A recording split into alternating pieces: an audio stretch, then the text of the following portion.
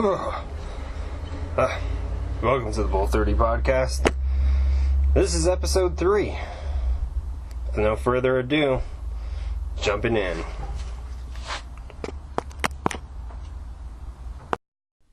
I have 3 dispensaries that I normally go to. I stopped by Lucy the other night.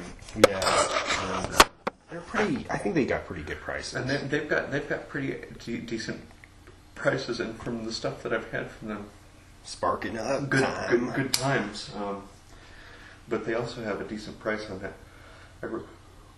I would like to get more of that Mars. I really liked that Mars stuff. That was outer space. This stuff? No, this is mango. This is more of an indica. This is like I think they said like an 80-20 indica. That Mars is sativa. Oh, it's like 100%. And I asked them what was in their Death Star. And they said that theirs was, or Princess Leia. Yeah. And it's Death Star, Space Queen, and something else. Oh, there's more to it. They put something else in theirs and they wouldn't tell me what it was. Oh. I never really got into being like a big like weed snob. Oh, it's not being And like snobbish. I used to sell weed and I wouldn't even pay any mind to it at all. And then my clients would be like, "What is this?" I'm like, "I don't know. It's fucking weed, dude. Just smoke it. I'm sure the end result will be the same." Well, it's since we have gotten to the point where we can actually, instead of whatever we get grown and thrown at us, we can have the choice because each one does a different thing. Yeah. And depending on their THC levels, their CBD levels, their, what's the other one? CBT? The CBT, I think is what it is. And then THC 8 or 9 or something? 8? I thought they only tested for like 3, but... well, at least on this one, I think they tested for 4. This weed we're smoking today is Princess Leia. Mango haze. Well, that was yesterday's weed. I'm sorry. Yeah. Yesterday's weed was Mango Haze. This is Princess Leia today. See, this Princess Leia hits pretty quick, as you can tell.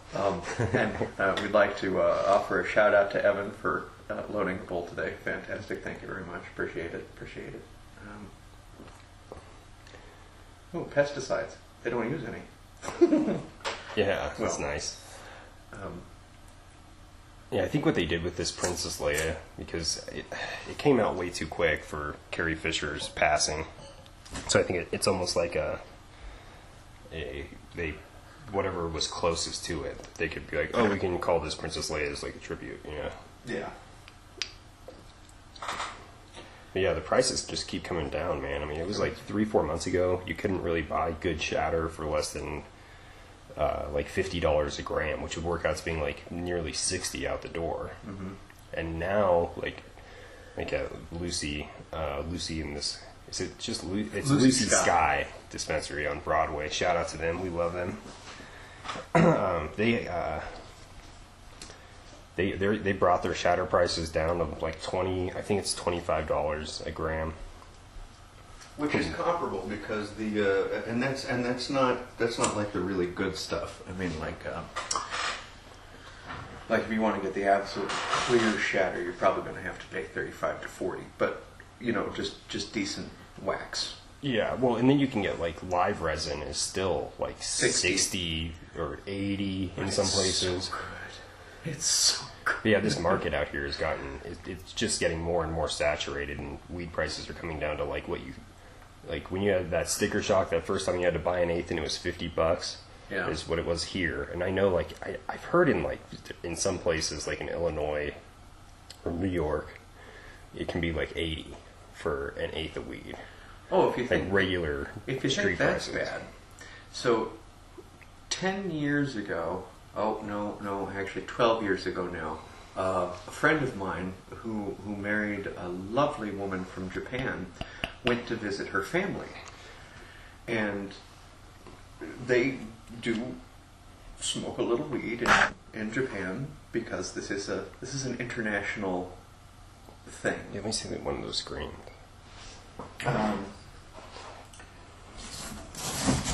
supposedly weed is super popular in North Korea. That's a fun fact. That they have a huge marijuana problem in North Korea. It grows all over the place. Really? Yeah, it's like good weed is like right outside your door. Well, you know what? If you're living in abject poverty and despondence, at least you could get high. But if you're driving through, like since we call this podcast Bowl30, there will probably be like a number of younger people that are listening to this that like don't know anything. Like if you've never smoked weed or done, like we talk, in our Lost podcast we talked a bit about doing acid and mushrooms and stuff. If you're gonna do anything like that, like you need to do research. You need to know what you're taking, like know what the effects are. Know if you have a propensity for mental illness in your family. If there's schizophrenia running in your bloodlines, you might not, it might not be advisable to do LSD or mushrooms. And you can talk to your doctors about this stuff. They're not going to turn you into the cops. No. I don't think they can do that anywhere in this whole country anymore, in the United States, because of HIPAA.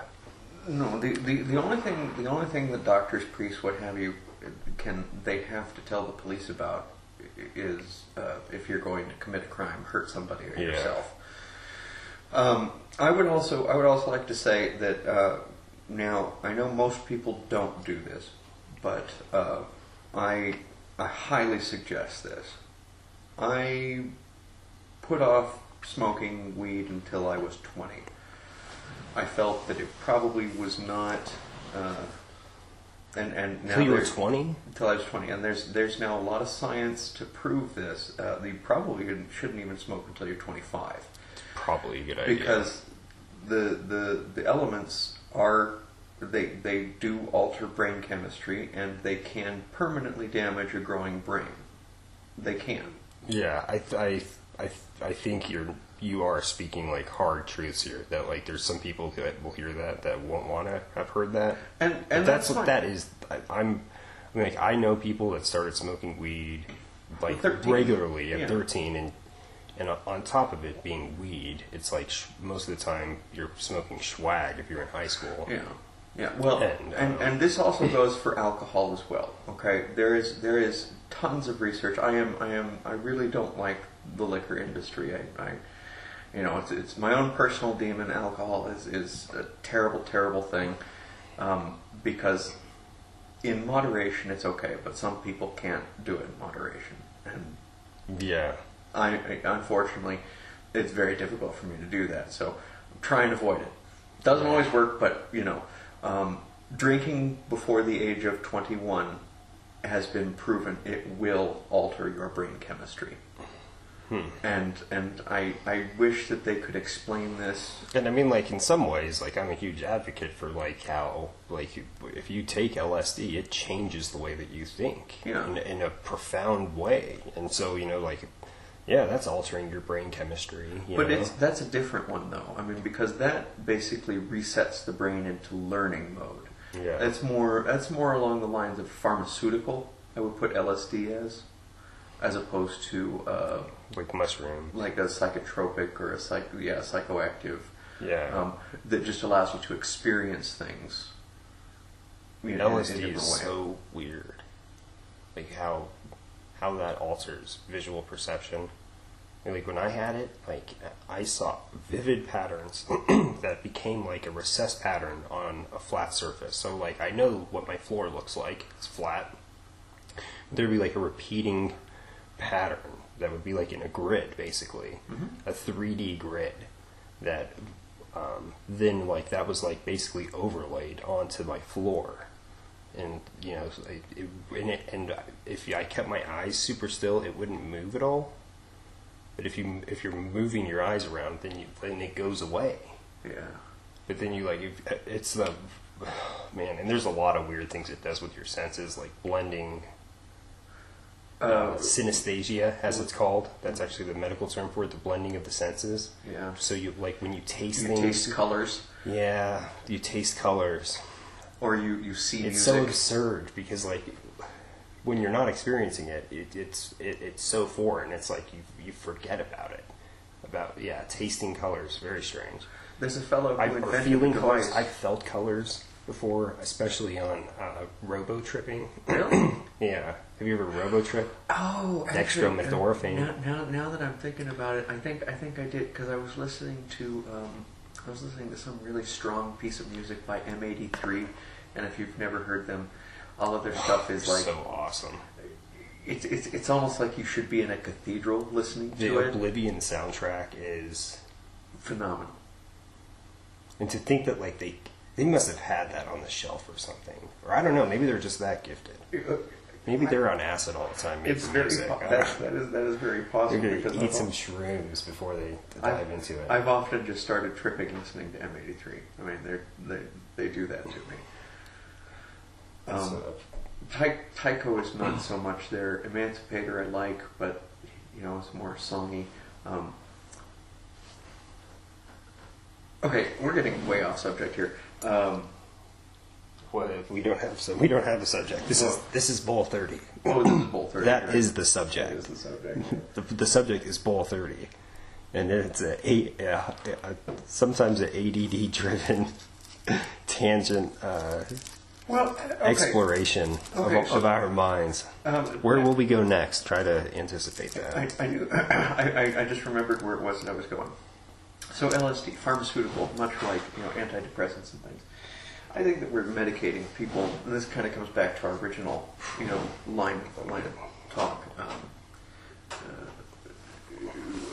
We are too quick to medicate rather than nurture. And that's why I waited till, when did we smoke? Just a few minutes ago. Yeah. So it's almost 10 at night. Yeah. That was the first I smoked today. Yeah. You've done better than me. I had to smoke after my ordeal in the tube this morning, but... Oh, and by the way, if you ever have to do an MRI, make sure that you get earplugs. I'm sorry. They're just getting so ridiculously loud. Did they scan your head? Yeah. To look at the myelin sheath of plaques. Your neuron? They're called plaques. It's it's dead scar tissue, essentially. It's yeah. I mean, it's just basically scar tissue that nothing can get through, and it shows up as little kind of blackish sections. Are they like linear? Like, are they like kind of like in the shape of like a line, or are they like dots? Picture. Okay, all right. I'm going to describe what my MRI looks like for you. Picture a foggy, misted forest, and just deep into the background, you can kind of see trees that don't have any leaves on them, branching out into areas. Those dark tree-like spots are where the scarring has occurred. So it's like networks of neurons have been damaged. And they show up differently. Yeah, because the scar tissue, because there should be no scar tissue at all inside the brain. So a healthy brain would look like just kind of like a foggy, misty, gray thing. They're doing it. It's a contrast. So it almost like outlines. So it's neurons. Like they use the gadolinium as a contrast agent. So it goes in and highlights that scar tissue, so that when the MRI goes in, it's bouncing off of that more brightly, if you will. That's so crazy that they can do that. So it's something that you drink something, right? Like no, or they IV you. They IV something. it, yeah. What, like an hour before the MRI, or? No. They did the first part, which was just a scan of the brain to make sure that there's no, physical damage to it. And then they pulled me out of the tube, like 5 minutes of an IV, and shoved me back in for the last 20. So it's done in 20 minutes. That one scan with the gadolinium. That second scan. But the first one was like 35. Well, and it's two scans that they do. Is one's that I think they're both like 15 minutes long. That is such crazy technology. Do they give you the file on a disk? I can get it if I want, but it's all stored in their big database. They do it all electronically now. That's so crazy that we can do that. While I was in the tube, I was thinking to myself how ridiculous it is that we use things like X-rays and MRIs and what have you and CT scans, which are dependent upon bouncing, things off of other things. Right. Wouldn't it be just easier to measure all the empty space? Because we have to throw so much radiation, magnetic radiation, X-ray X-rays. Radiation, at it to get it to bounce off so that we can see. It's like a really unhealthy thing to do, you would think. Well, that's why I'm like, what the hell? Jeez. We could get if we get lasers. It's all What? over me. I keep finding weef on my clothes. Cool. I know. It's coming out of the ether. It's growing out of the ether. It's all those bowls that I spilled in college. Yeah. They've come back to not to haunt you, but sort of. We had this theory because we would get delivery from this pizza joint, almost every night, and no matter how many times we asked them, our ranch would never show up with the order. Ranch, okay, can you bring it the next time? And then, okay, we'll put it on the order. And we called them up, and we had, probably 50 or 60 ranch packets by this point that should have come to us. So we decided that there was a place, an ether, where all of the ranch packets go. It's also the space where Velveeta cheese is made. Oh, yes. God, why is macaroni and cheese better the next day? Like if you refrigerate it, and it gets kind of like fuzzy-like almost, but it's always way better the second day. And I'm talking about like the cheap macaroni. Yeah. I actually have an answer for that one. It's because the sauce has been able to soak into the pasta. Because you cook the pasta al dente. Yeah. So as the sauce sits there, that's why it's also more clumped together. And no matter how warm you make it, that's doesn't why it has fall apart. that texture. Is that like some of that fluid's gotten drawn? Well, it's milk. The milk fat. Yeah, that gets drawn into the noodles, and then it leaves a wavy surface from It's not even. It's like evaporation, but not really. Absorption. Yeah. Osmosis. I think it actually would be osmosis. Fluids moving from one solid to another. I think osmosis has to be water, but same concept. I think you're probably right about that. But I do believe that there is a word for it. And if I weren't so lazy, I would look it up. All right, I'm looking it up. You're gonna look it up? I'm going to look it up. Have you ever looked up what heavy water is? Tritium, or deuterium. Right, so it's instead of dihydrogen monoxide. No, it's dihydrogen monoxide. It's no, just... it'll be dihydrogen dioxide. No. Or... No, it's still Oxidase. two H's, one O. It's just that the H's have an extra neutron, or two. Oh. So it does have a different molecular weight. Correct. Because the deuterium... But it's not an extra oxygen molecule. No, it's one proton or two protons. Because that's it. Neutrons. H2O2 is hydrogen peroxide, right? Yeah. I think you are correct on that. I think that is hydrogen peroxide. Yeah.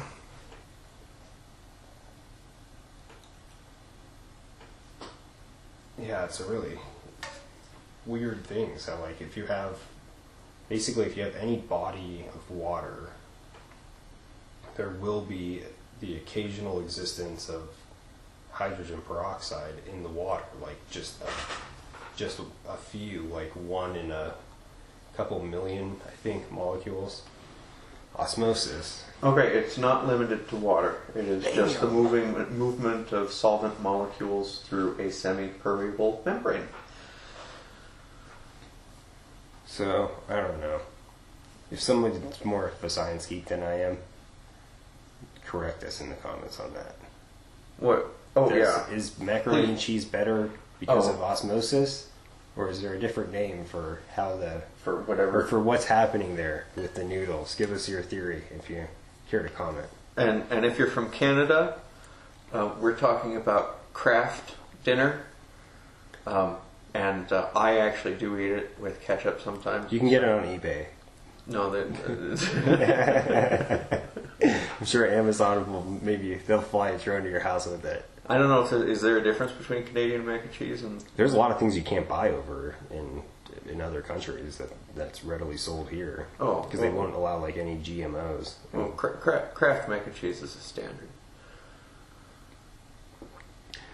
You know that song, like stuck a needle in his hat and called it macaroni, do do do do do do, and like we love that song, right? I love it. I think like America loves that song, I guess is what I'm saying. We're talking about Yankee Doodle Dandy. Yankee Doodle, Yankee Doodle came to town riding on a pony, stuck a needle in his hat and called it macaroni. So it's a song that was made up by, I think, like the French, the English soldiers made it up. So to crack on the American soldiers that were fighting along their side, right? In the, I don't know. You have to double check my history on this. Well, I mean, you inspired. Oh, this is the stupid. But like to fully understand, like that whole song is fascinating, and so during the time that this was written, if you were like if you came from an affluent household in England, you would send your kids off to. Or you would be sent off to go to places like Paris, and you would experience, exquisite things like macaroni. And it was like a big deal, and like, so the English would brag to their friends that they sent their son off, and he wrote back saying that he had macaroni, and it was like a really posh thing, right? That was like the meaning of like calling something macaroni. Okay. And so the joke is that, that here comes these Americans that like, they think they're, that basically that we were like rednecks. That we lacked culture, and we were of plain influence. Oh, and there's something that's kind of ironic. I know it wouldn't be ironic, but that's kind of funny that how it's like self-reflective. Well, and listen to some of these other verses that come from it. Brother Ephraim sold his cow and bought him a commission, and then he went to Canada to fight for the nation. But when Ephraim came home, he proved an arrant coward. He wouldn't fight the Frenchmen there for fear of being devoured. So yeah, they were sticking it to the colonists. Yeah, I mean this was written during the 7 Years' War, or the French and Indian War, whichever one you want to use. I mean, I guess the 7 Years' War would be more accurate, but yeah, I mean because remember, George Washington was a colonel, I believe, in the British Army during the French and Indian War, 1754. Yeah. Is that right? I don't know. History. So Yankee Doodle came to town riding on a pony. He sticks a feather in his cap and calls it macaroni. But macaroni is like the term the English use. That's like their word. It's like when someone, like takes your culture's words and like misuses them. Then they're going to stick a feather in their hat and they're going to say, oh look, this is macaroni. I'm going to use the English as a word. I'm going to have my cultural appropriation of the English going on. All right, my sincere apologies go out to the French for the way that we pronounce your cities that you created. Paris. No, I'm talking about here. Like there's a I will say it in the native way. Terre Haute, Indiana. How's it spelled? Terrahaute. It's pronounced Terre Haute. Terre Haute. But they say Terre Haute. Have you ever been to Norfolk, Virginia? I have been to Norfolk. Or Norfolk? Norfolk? I heard Norfolk. Like the first cab driver I had in Norfolk, Virginia, when he was saying, well, here in Norfolk. Okay. I'm like, wow, that is like... But, you know, the guy's a cab driver, you know, so when you have a sliding scale of vernacular that's used by people, and that's kind of on the dumber side when you start using... When R's start becoming D's. Well, you know, do you know why there's Earl Wells in Texas? Earl Wells and all sorts of, you know, marshes and warshes and...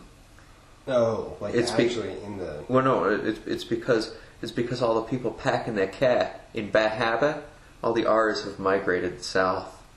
All the R's have migrated south.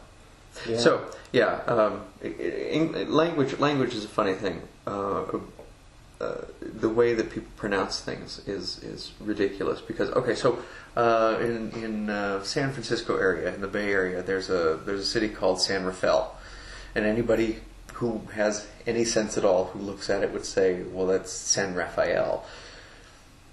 And the people who are from there say, no, that's San Rafael. Or here in Colorado. Potomac. The Potomac. Dude, people will like move here and they'll be like, oh, and then I turn right on Potomac, but it's Potomac. It's the fucking... That's a Native American word, I think. It's the fucking river that our goddamn nation's capital sits on. Sorry, I get really pissed off at ignorance, but sorry. We have the Platte River that runs through. Correct. And then we have the Platte, the Arkansas, the Rio Grande, and the Colorado. Are our four big rivers. Yeah, we have pretty weak rivers in Colorado. We have the headwaters to almost all the water that comes out of the southwestern United States. If you're living in Denver and you don't want to go somewhere and you want to go tubing, if you want to go tubing on the Platte River, you can do it. But you have to go online and look at and check what the flow rate is of the river because it's hit or miss. You go out there and if it's flowing like 150 cubic feet a second, you're going to be scraping your tube all the way down, guaranteed. But if it's going like 500, then that's pretty good. Probably 300 cubic feet a second is bare minimum to tube down the Platte River here. Well, head down to Deckers. But when you get on the Platte River in Nebraska, by the time it's in Nebraska, it's almost always flowing 2,000 to 3,000 cubic feet a second, average rate. And probably the average rate here in Denver, the Platte River, because it comes out of our Chatfield Reservoir, it's a controlled outlet.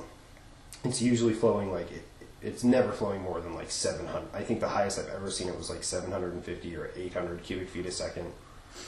And that's when it was 400, and then it rained really good somewhere and caused an upflow in it. But I mean that's a tough river to tube on. But it's a good experience. Have you ever done it? I have canoed. You've canoed on it? I've canoed the Platte River from about Highlands Ranch area up to was it Highlands Ranch? Yeah, I think we hit it at Highlands Ranch all the way down to Cherry Creek.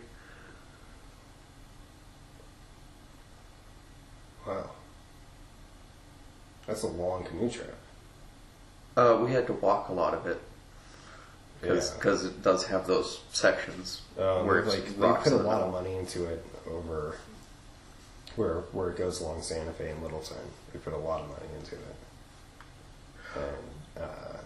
And it just every time they spend all this money to change it, then they I think it was 2 years ago. There was so much rain that the Chatfield was way over capacity. I mean, it was way up there. I don't think it was going over the spillway yet, though. So it wasn't totally over capacity. Well, but I mean, it was really, really high, and like Chatfield is still down. all the right recreation areas, all the bathrooms, all got flooded. Just pretty gross. All of our reservoirs are down right now. I'm kind of happy that it started snowing in the mountains. Yeah, well, this was 2 years ago, and they had Yeah. they were letting out the most water that they're allowed to, and they had to do that for like a long time. Yeah. I didn't check the rates at that point in time, but I'll bet it was way up there. Oh, yeah. I don't know. Let me grab another cup of coffee then. Can't get enough. Okay, just a random question. What's the deal with Brendan Fraser? Do you know? Is he like? Does he not work anymore? No, there's just been an upsurge in posts about him online that I've been noticing. Oh, I don't know. I mean, it's like, well, remember a few years back that Nicolas Cage thing? Because of the dinosaur, or because he was going broke? No, they decided that they were going to start a brand new religion or something, and the one true God is Nicolas Cage, and so you'd post pictures, or you'd, when you went to a hotel somewhere, you would ask them to put a picture if there is of a Nicolas God, Cage. it's definitely Nicolas Cage. I mean, that absolutely makes so much sense. Mm-hmm. Like every single movie he's ever been in has always done really, really, really well. Well, you know, I mean, I suppose so. I say that kind of tongue in cheek. I'm sure he's had a lot of flops. Actually, I think I saw somewhere that he does have more hits than flops, which is odd for an actor. But Really? John Travolta had really good years there, didn't they? Where they were in a lot of movies together, like Face Off. Have you seen Face Off? I'm trying to think. Okay, Face Off is the movie where John Travolta yeah, and Nicolas Cage switch faces. And have to act like each other. But what was it? What was the one that he came back in? That was Pulp Fiction. Was the one that John Travolta came back I don't in. know why Face Off is not a cult classic. Like people, you know, there's cult classic. Like Pulp Fiction is a huge cult classic. Yeah. I don't know. That's a weird movie. That is a very strange movie. I remember watching it and thinking the whole time, this is so highly impossible. I'm finding it hard to suspend my disbelief. I mean, With Pulp Fiction? No. Pulp With Fiction Face was Off. Face Off. Face Off is just so stupid. Like But- if you watched it now, like I watched it like when it was fresh, you know. Yeah. And I think it was rated R, and I think I was like 13 when it came out or something like that. I had to probably convince the person at the video store to rent it to me. I think we watched it. Like, can you call my mom? Call my mom and ask her if I can rent it. They would do it. They would call her. Oh, video stores. I remember those. Man, it was close to my house too. I loved video stores. Just going in and seeing all the movies that you'd never saw. Or because they always had old ones too. Especially back when they were doing Betamax. I don't know if you remember Betamax. They had like a few movies that were like I wanted to get, but they were on Betamax. They Yeah. were like a larger cassette tape. Smaller. It was smaller? Smaller Well, cassette it was like a larger box. Yes. Yeah, a larger clamshell box. I never understood that, but... Dude, in those movies, like if you lost one of those, they were like $90. Like if your VCR ate a copy of like, I don't know, Alien, like the week that it hit the stores on VHS, if your screwed. VCR ate it, it was like, they were like $90. Well, it was crazy. And then the price would come down over time. what was the... well, that was because they would buy like 50 copies of one movie and have it all available to be rented, and then as time would go on, they'd start selling them. Well, yeah, they'd sell them later on. Yeah, they'd start at like some depreciate ridiculously them. high price, and if you waited like 6 months, Yeah. you could get it for like, I don't know, $5.99 or something. And, Yeah, there was a Video Buffs near my old place, man. That was a good little chain. Because they had video games too. I never actually rented a video game after No. they started. I would do the swap thing, like down at the Second Spin, down off of Colorado Boulevard. I used to, I wonder if I can say that. Well, that's free advertising, whatever. The Second Spin, I would go, swap out my games every 6 months because they had really good prices. They did CDs mostly, was what they started, and then they moved into movies and video games.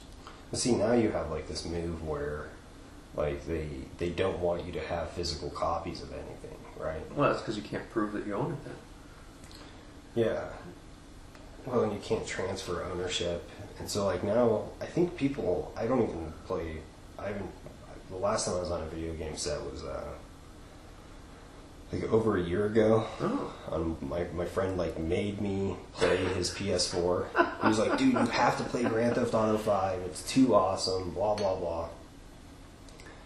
And I was like, "All right, I'll play it for a bit." But I think you just download games now. Uh-huh. I've got the Wii here. I've downloaded all of my favorite games from the original Nintendo era. Dude, I don't sound like a 31-year-old saying like, I think you just download them now. The video games, if someone's listening to this podcast and they're like 15, they'd be like, "Oh, dude, he's so old. He doesn't know how to download video games." Well, I think we're moving into a much nicer arena now. As soon as they figure out as soon as the people figure out cloud computing, there will no longer be a profitability in owning something. I mean, Microsoft and Apple, they've kind of figured it out. So like when you buy Office or Windows now, you don't actually own, the physical media. You don't own the thing. You go somewhere and download it, and then you're renting that software, and you pay them a yearly fee for it. Yeah. It's a foul and evil universe. I mean, the thing is that like what it's done, like you can't blame them because this is what capitalism does. Okay, like makes things more efficient, and it allows people that have lots of money to generate more and more of it, and to consolidate. Consolidation is something that occurs with capitalism. You see it with like companies merging all the time. And you'll hear it on the news. Like if you listen to news radio, they'll mention that this Time Warner is merging, and there's one going on right now with Time Warner merging. Well, Verizon bought Yahoo last year, and it finally got approved. They're going to become Altaba. That's what the parent company is going to be. For Yahoo. Interesting. Yes, and it's a direct. It is not Darwinism as people say.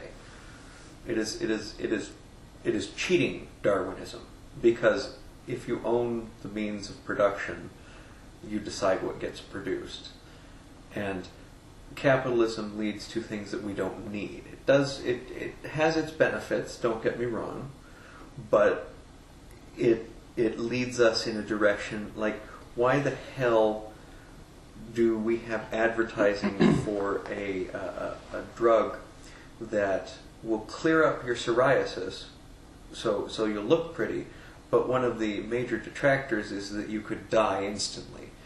So yes, it will be an open casket funeral because your skin will be lovely. Right. But is that really something that we need?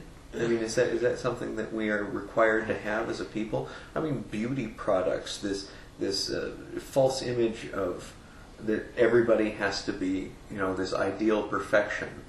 I mean, it's been existing for years. I mean, David. Yeah, so I mean, just putting the effort into like wasting. It baffles me, like how many people like waste so much of their life either putting on makeup, or like I've gone to friends' houses when I'm like, all right, we're gonna go drinking or something, right? We meet up at their house, and I'm like, all right, let's go. Like I'm just kind of, I'm ready, and they're like changing their clothes, like putting on different outfits, trying to figure out what's gonna look the best, and I don't know. Maybe it's a form of art, something I just don't appreciate. Well, it's a matter of self-expression, but it's also ingrained very deeply as a propagation of the species, because you are going out for different reasons than they are going out. I think there's like definitely places that it can come from. Like if you're doing that as an expression of art, like if you're dressing up as a character, or if you just feel that you can say what I'm doing is an art form, if it comes from that place, I guess, versus coming from the place, juxtaposed to coming from a place of insecurity. And that's the fact that there's people that are doing that from a place of insecurity is it's really sad. There's a need to fit in as well, and that's ingrained. That's lizard brain. That's like real. There's like real consequences to not fitting in. Oh yeah. I was listening to a Bigfoot podcast a couple days ago, and a guy was saying that he and his son like saw Bigfoot, and if you want to hear the whole story, it's on Sasquatch Chronicles. I think it's 286 or something like that. But the guy's son like told people at school, and he like got beat up.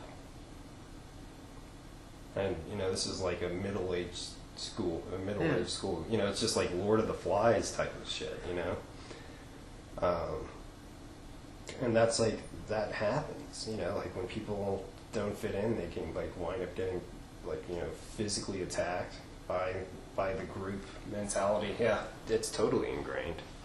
Well, yes, that's why there's almost a safety in large numbers. Even if you don't fit in, everybody else has a little bit of that not fitting in, so they all have that kind of understanding. That's why you see much more of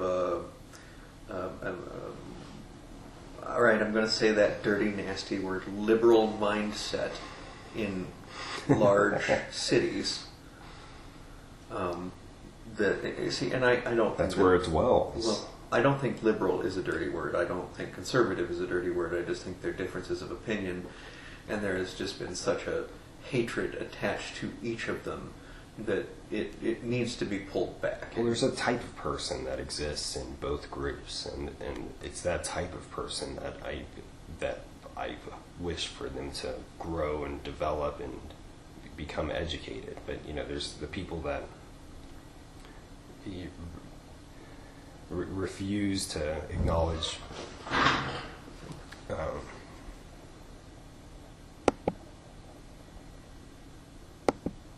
Oh, well, we've had our first technical snafu. That's a good thing I got the backup rolling. And so we got the backup rolling. Well, let's start it over again. Let's see if we got something here. Oh, wait, here. Well, since we have the backup rolling. If you want to hear the whole story, it's on Sasquatch Chronicles. I think it's 286 or something like that. But the guy's son. Okay, so good thing we have the backup there, because there was a little bit of good information there that we had. I think we missed. I think that stopped like maybe about 35 seconds. Yeah. All right, so here we go. We're going to start the main one back up again, and here, excellent. Yeah, I don't even remember what we were talking about.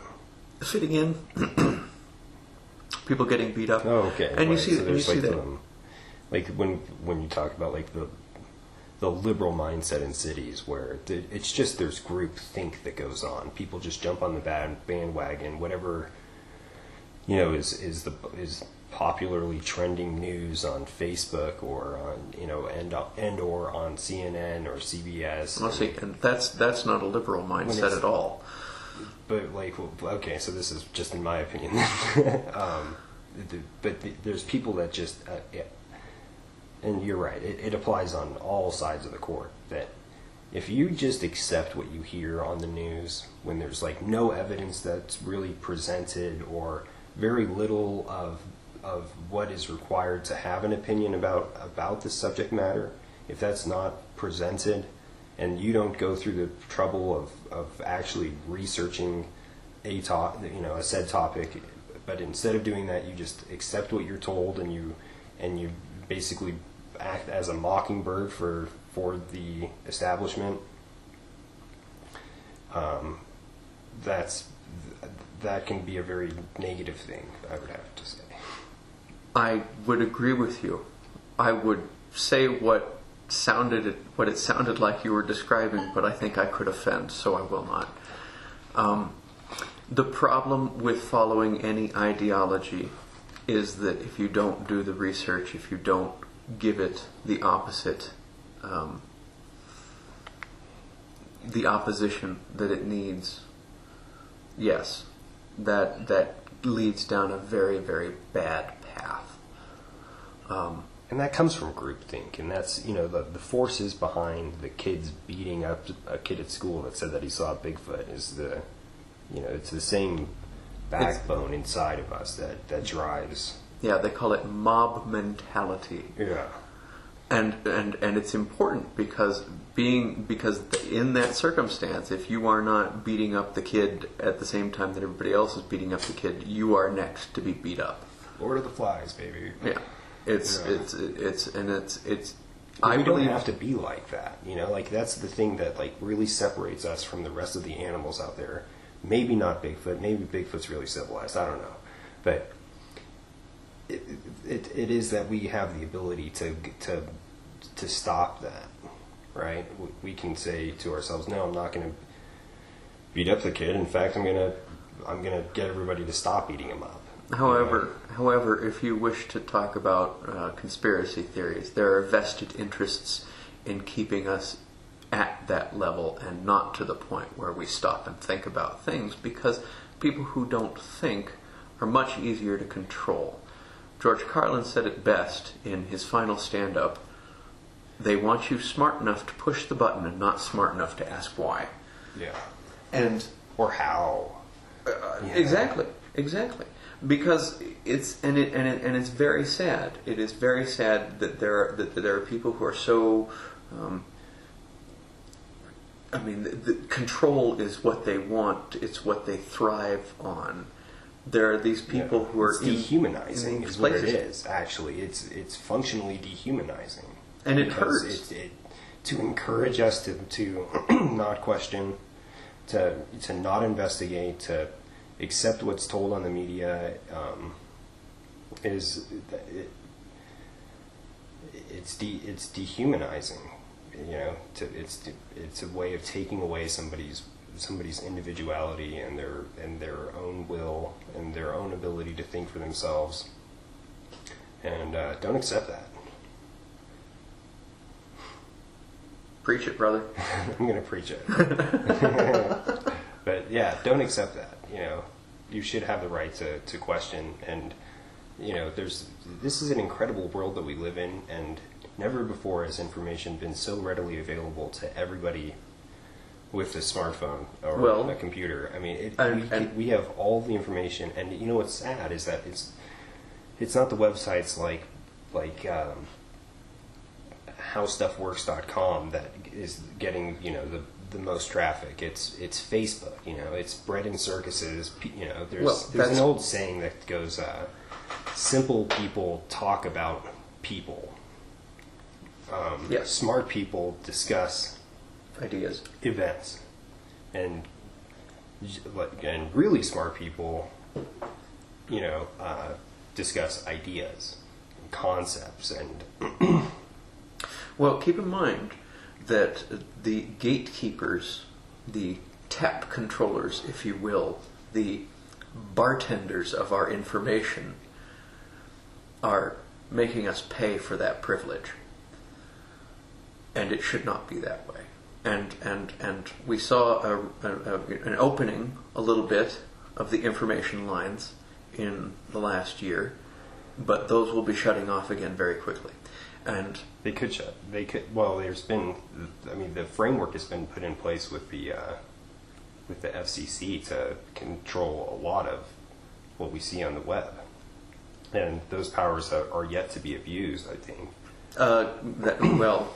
Just wait a month. But that framework exists, and that's a very scary thing. Well, it was a condition of allowing the net neutrality.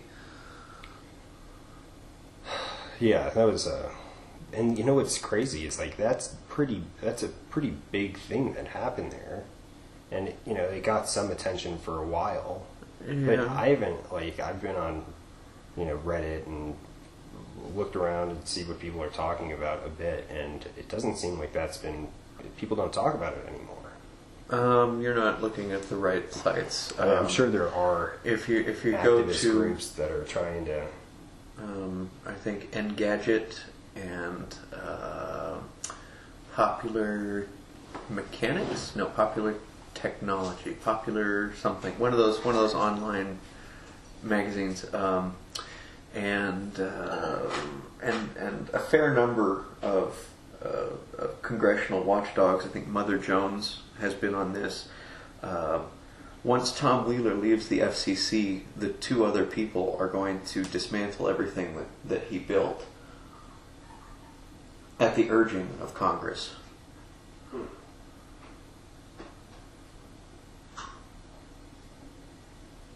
So that's really concerning. All in the name of safety, right? Well, Benjamin Franklin.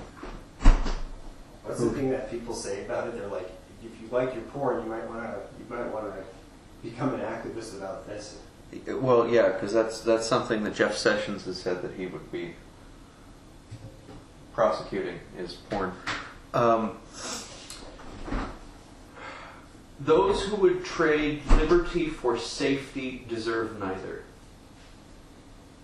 Yeah. And that's a nice way of saying, yes, the world is a scary place, and you can die by walking out of your door in the morning, but there's also the whole world out there, and there is so much more awesome beauty and goodness than we have been led to believe. Yeah, I have two major thoughts in my head about liberty and how things should be. I love thinking about the utopia of what the future could potentially hold. Will there come a year in the future where murder rates on the whole planet are could we have a 0 year? Could we have a year where nobody kills anybody? Could that happen? Maybe you could argue it's inevitable that it will have to happen at some point. Who knows what the population of the planet will be? Yeah. But and then we live here in America where we have a constitution and rights and gun rights and the right to protect oneself from attacks, and it's a damn shame that with how far technology has come along that we haven't grown up and become so organized and civilized and so well functioning as a society that that it's there is a need still to protect oneself, that there's always that possibility that you could wind up getting attacked, or maybe maybe you become an attacker in life. It's such a remote possibility, though, and that's the problem with what we hear. That's the problem with alcohol. Well, it's how it increases the possibilities of violence. I think a lot of violence that occurs in America is alcohol is a contributing factor. Well, not only alcohol, but that's more of a catalyst in that point. The powers that be have decided that we need to have social classes, whether you like it or not. You're born in one area of town. It's very difficult to move to a different area of town. We do not have the movability that people think that we do, and that's one of the great tragedies of the United States of America, is that the 90% of us who don't make tons of money, we all think, well, it's just not my turn yet. Right, we're all millionaires. We just haven't made it there yet. Steinbeck, right? yeah. Like it's interesting. Like the American dream is kind of like, I mean, fooling us into having a rat race now. Well, it's control. That's unnecessary. It's all about the control. Like they're moving towards a standard wage in Europe. And I think all of the EU that's looking at doing it. I don't know who's actually going to do it, but I know that we're trying to do it in California, and it will work, and it's going to revolutionize, because once need, I mean, there is absolutely no reason that people starve in this world. There is no reason for it. We have the production means, we have the area, we have the availability of transport. It's all because it would. This right here, and there's people out there that would argue, and like if you're homeless in Denver, you can get food, like it's readily available, but that's in Denver, you know, and that's in Portland, and that's in major city centers where things have been set up. Well, and let's talk about dehumanization right there. Yeah. Okay. Places to stay and food if you're homeless. Oh my God! Does it It's not that you have to go through hoops, but you basically have to say, "Hi, I'm a worthless piece of shit. Can I get something to eat?" Yeah. And if just you're in Denver, like I used to park next to the rescue mission. Mm-hmm. Jesus Saves, as the homeless people call it down there. Going down to Jesus Saves tonight. Moses spends. I mean, if it's winter and you're homeless in Denver, you are just like so fucked. I mean, like how you're treated is crazy. So you have to wait in line, and then you pick cards because they don't have enough beds for everybody. And if you don't get a bed, then they put you on a bus and they take you to some temporary shelter, which is usually down off a Denargo Market. There's a number of them, and one of them I know is it's like an hour and a half long bus ride. If conditions are bad, especially in the winter, which they are frequently here, and you get down.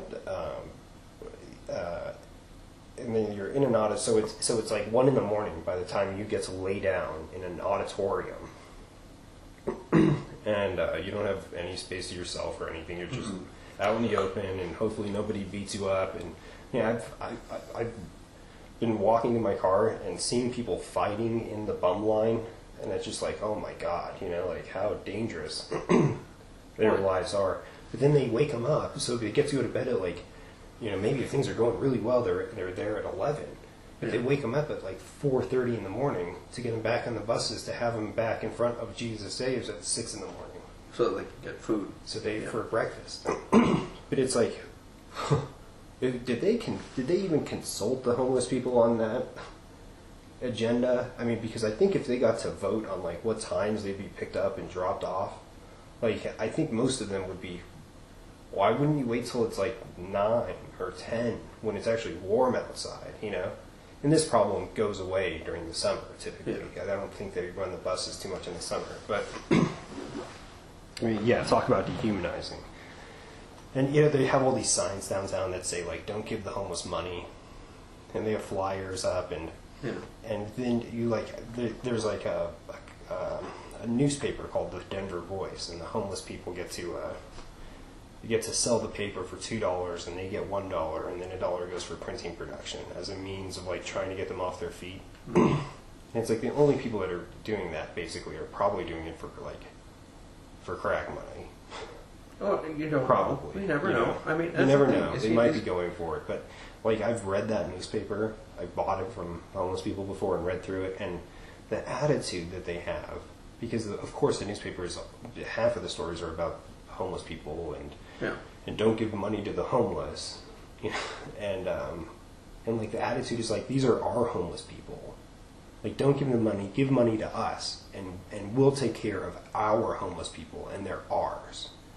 And there was a Chinese billionaire that was going to give away like $1 million to homeless people, and so, you know, like with how many they projected would show up, there would be like $400 for each person or something like that. And like at the last minute, they bust him around. There's a video. I think Vice did a video covering it. But yeah, this guy was going to give people cash money, and then the homeless agency basically forced the guy into like not doing it and giving the money to them. But it's like, it's like, oh, these are our people that we're taking care of. It's like they treat them like they're children of theirs or something. It's kind of sick, really.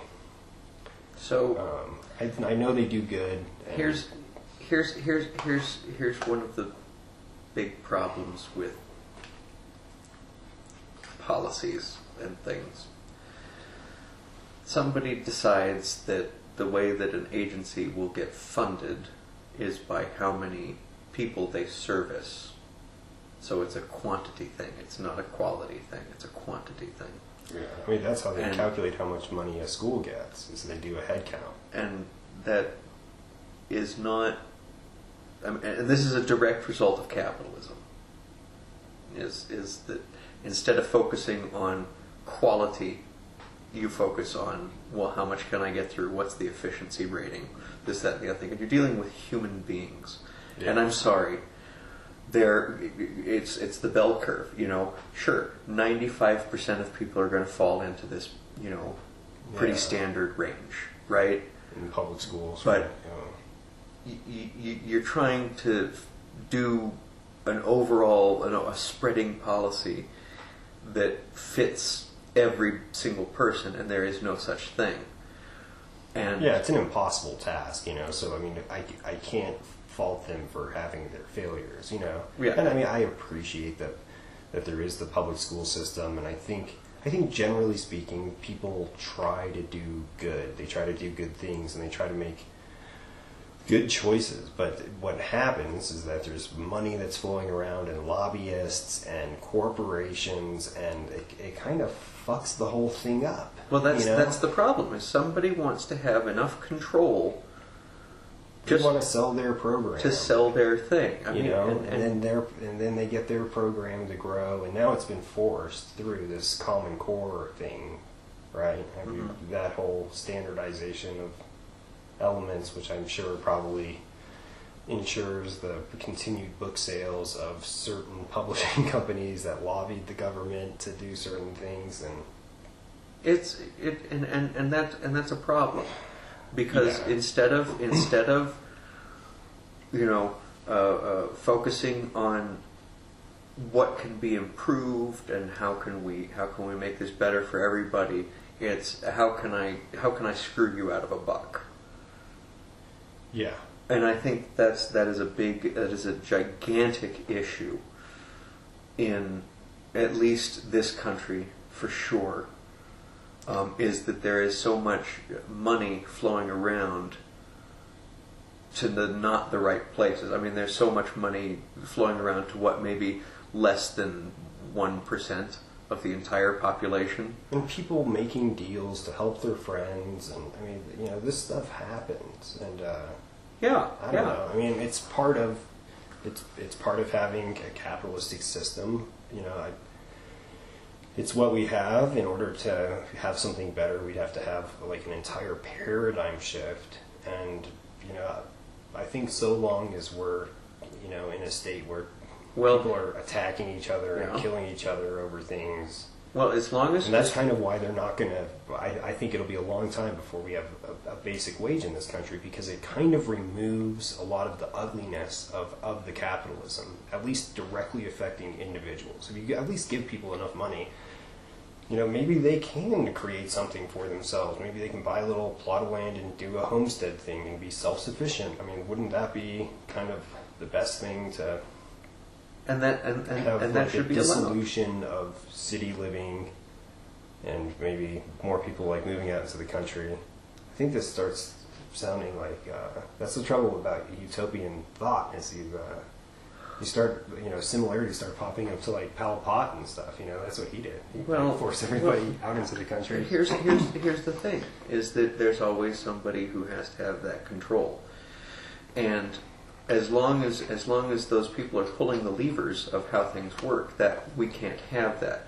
And the people pulling those levers, they're very good at creating an emotional reaction to a word. Like, I'm gonna say a word, and I want your gut reaction to it. Yeah. Okay. Socialism. Gut reaction. Like, what's the first thing that just like bad medicine? Like people having bad medicine comes to mind immediately. Yeah. If you research socialism, you will find absolutely nothing about all of the detractions that we have about socialism. Communism is a fantastic idea. The problem is that you start trying to apply these things to these gigantic scales that just don't work. Well, then you have other countries that aren't doing the same thing. Well, and you're requiring... And it's not... But you can't really have true communism and have money, in my opinion. That is correct. But they've never done that, have they? We have seen true communism. You know what true communism is like? It's almost exactly like democracy. Real democracy. It existed in Swiss colonies. It existed in Greek city-states. You know what I've heard? I've heard Rush Limbaugh say that that's what they tried to do in America, and it failed. And then they had a capitalist system that thrived. No. I've heard him say that, and I'm like, I don't think that's right. If you read the that they got wiped out. The Federalist Papers, that was kind of that whole argument when they were making the Constitution, because it was the Articles of Confederation first. And then there was a whole bunch of debate on why this wouldn't work and why that wouldn't work, and we ended up being a representative republic, which I really hate when people say that we're a democracy, because we are not even close. I know, but people are dumb. Sorry to all of you who think that you're smart and we've just called you dumb. I called you dumb. I'm dumb too, if you haven't noticed. Oh, yeah, well... I think I've said a number of dumb things on this podcast already. I'm sure that I have. Yeah. But be bloody bold and resolute. Yeah, I'm not putting on my best performance here. It's an honest performance. But a true democracy, a true communion, a true socialist society. I mean, you can have like a combination, like a socio-capitalist republic would be wonderful. And what that is essentially, you don't need $3 million a year to live, to even live comfortably. You don't need $3 million. So let's say you make $3 million 1 year. Well, give the lion's share off to the rest of the community, to the people who did not have such a great year. Mm-hmm. So, your neighbor farmer, his sheep all died from something, and you have a good crop of cows, so you share. That is the definition of socialism. So I had a really great time, I'm going to spread that around, because I know that in the grand scheme of things, when everybody else has a really good time, it's going to come back. And it only works on really small scales. So if you have a whole bunch of these, and this is what communism essentially comes out to be, is that you have a whole bunch of these communes that are socialist communities, and they all come together to make a larger, send representatives off to make larger decisions for the general area at whole.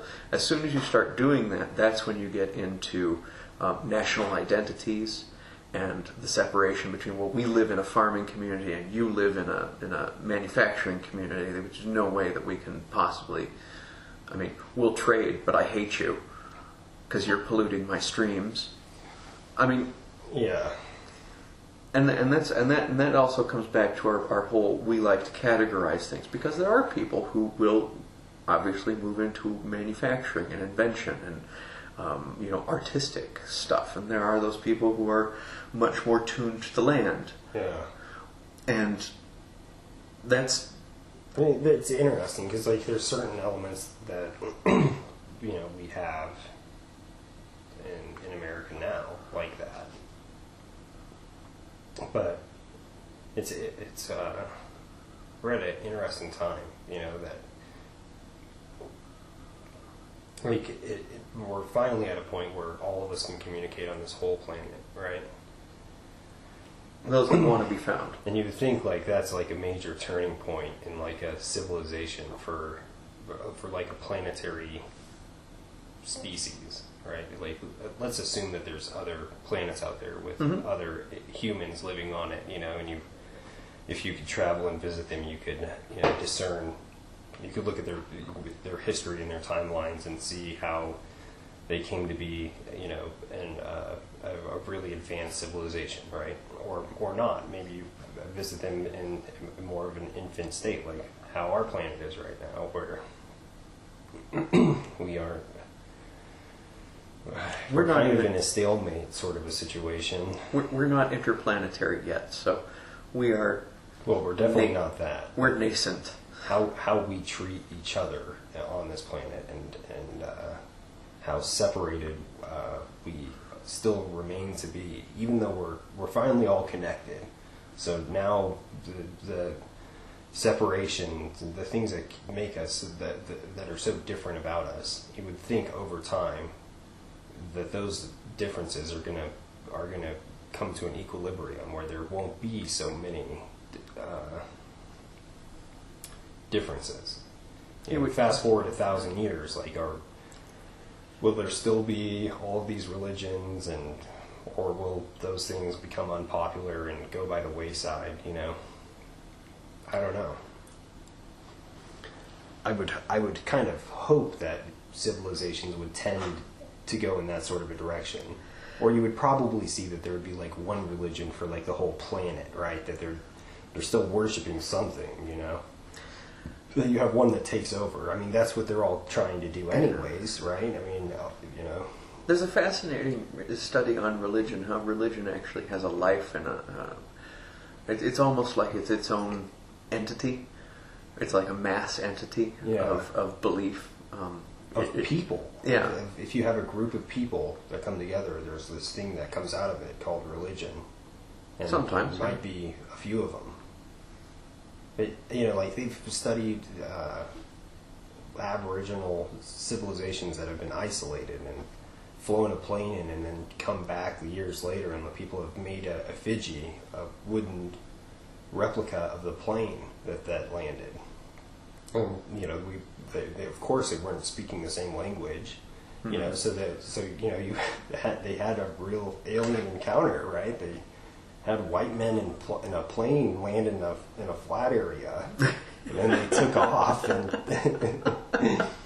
and we have that in Denver. We have two giant aliens dancing near the off of Spear Boulevard and 14th, which is that's our effigy to the sky, and they're waving to the sky too. Some of the art that shows up in Denver, really.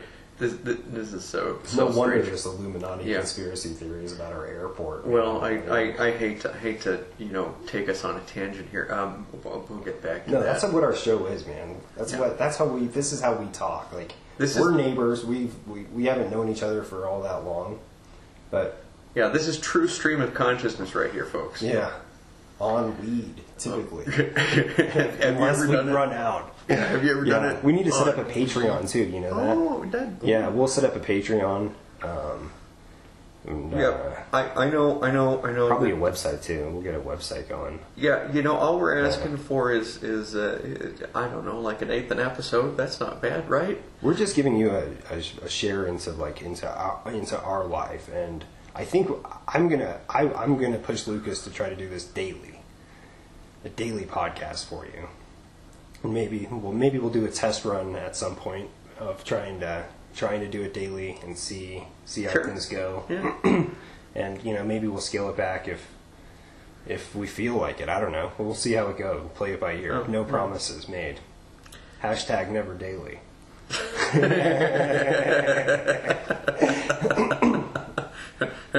Ooh, hashtag moderation. We're gonna have to set up all the social media stuff. I'll have I think I'll have my girlfriend run it. Okay, I'll let her do it because she's on that shit all the time, anyways. So I'll have her create accounts and I'll say, just log into these ones and like your crochet stuff and whatever. You take social media and I'll handle search engine optimization. I look at social media every once in a while. Go online and search what's going on Twitter or see like I kind of, every once in a while I'll go and search like a specific person and see what people are tweeting at them because I know that person is like getting hate. Like I'll be on Reddit and I'll see something and I'll know that and I'll go and see what kind of tweets they're getting and it's interesting, man. I'm a big fan of Patton Oswalt. He's really funny, man. And surprisingly so. I mean, he's had a lot of tragedy. Yeah, his wife died. His wife died. But can you imagine? And he's got a young daughter. And his daughter. Oh, yeah. So, did you hear that story where he was like getting on a plane, and stewardess, like an old stewardess, told his daughter, like as they were getting on the plane, like, "Oh, my mother died when I was young too, and it was horrible, and my life never got better, and blah blah blah blah blah." And he would turn to her and say, "You just gosh. need to shut up." Well, I mean, it's amazing that people can be, like, as Patton Oswalt described her, like a 50, 60-year-old woman. It's just amazing that people can get to 50 or 60 years old and, like, not have the wherewithal to be like, oh, I shouldn't say that to a child, like, how are my words going to affect other people? Like, think about that, It's an important thing to do. Put yourself in other people's shoes,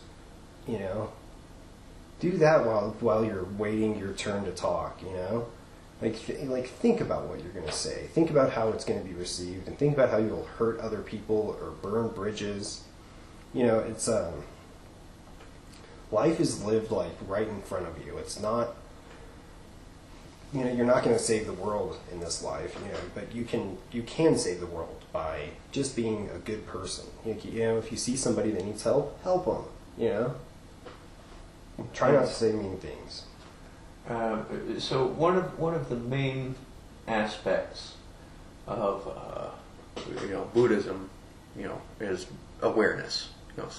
Self-awareness first of all, but awareness of your environment around you. And I've been reading up on Zen Buddhism recently, and people say that Zen Buddhism is the one where you think about crazy things, or and I think they've missed the point of what it really is. It's not thinking about crazy things. Does a tree make a sound if it falls in the forest and there's nobody around to hear it? Solving it is not the point.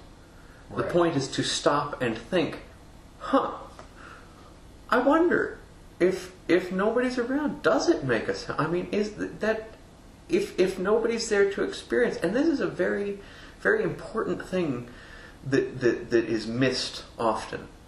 Before you say a goddamn thing, take a breath.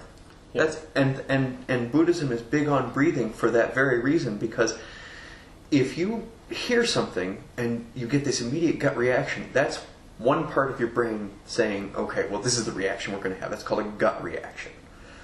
But if you stop and think about it, it reactivates your frontal cortex. This is interesting, fascinating brain stuff. Okay, so your amygdala is the first thing to react because it's always searching for danger. It's always looking for something. And that's what causes your emotional reactions. But if you stop, breathe, just take one breath. That's all it takes. In through the nose, out through the mouth. It reactivates the frontal cortex and allows you to think again. Because the amygdala is the reptilian. That's the reptilian portion of the brain, yes. On evolutionary channels, that would be like one of the, that's like the earliest, that's the most basic form of a brain, the brain that like a reptile has. Yeah, because it's looking for danger. It's trying to protect the creature as a whole. Yeah. Which way do I run? But and that's what causes the fight or flight. That starts the adrenals going and gets you, ready for action. But All it takes, and this is why panic people who have panic attacks are told to breathe and breathe in a bag. It's not to carbon dioxide thing. It's just get them to focus on the breathing. And I can't tell you how many times that has just helped. I mean, you're sitting in a situation, you get mildly upset. Driving in a car is so hard nowadays because no one. Somebody's listening to this right now while they're driving. Shame on you. Car. No, thank you. You should. You should a nice car like a Tesla or something. You should be thinking about driving, not thinking while driving. But if everybody understood that they were driving, 2-ton murder machine. I mean, nobody thinks about this. Yeah. Motorcyclists think about this all the time.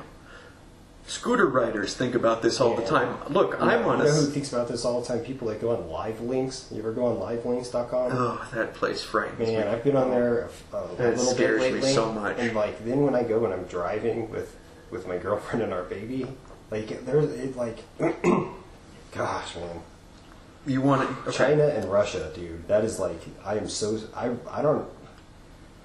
I might not visit those places just because of how crazy the Live Leaks videos are that are out there, man. Oh yeah. I mean, one of my fondest sayings, screaming out to the ether, is they really should make people take a test to get their driver's licenses around here or something like that. Should.